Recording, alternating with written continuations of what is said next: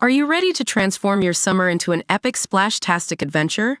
Say goodbye to wasteful, single-use water balloons and hello to the ultimate in reusable, eco-friendly fun with reusable water balloons.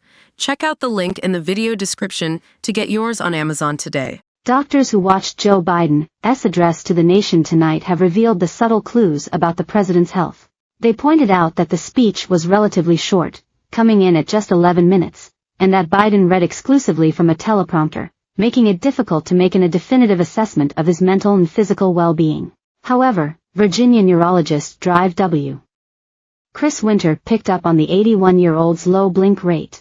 I was counting the blink rate of all the ABC correspondents and guests before the address, and they ranged from 30 to 60 per minute, he told DailyMail.com. He said the president blinked fewer than 10 times per minute on average, well below the average of 15 to 20 that most people experience. Low blink rate can be a sign of Parkinson's disease, an earlier sign of the disease, Dr. Winter added. Many medical experts have previously suggested Biden's apparent cognitive decline could be suffering from an early form of the condition, especially after it emerged a Parkinson's doctor regularly visited the White House during Biden's tenure.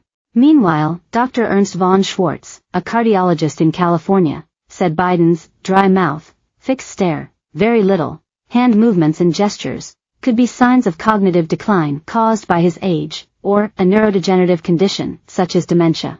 But they could also be due to medication, the doctor told DailyMail.com. Keep in mind that there are ways to improve someone's speech by medical intervention.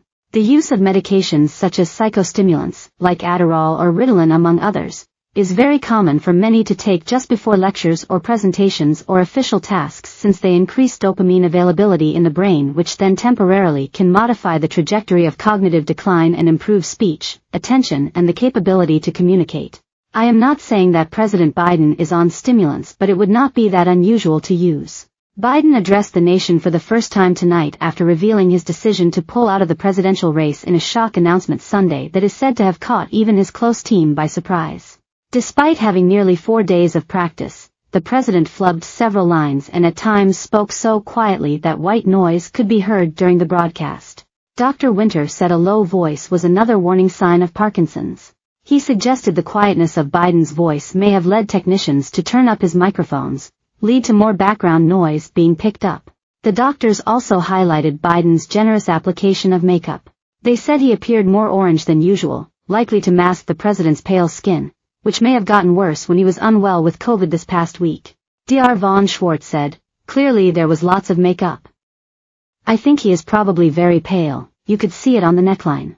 They put a lot of makeup on him to make him look healthy, but obviously he is not.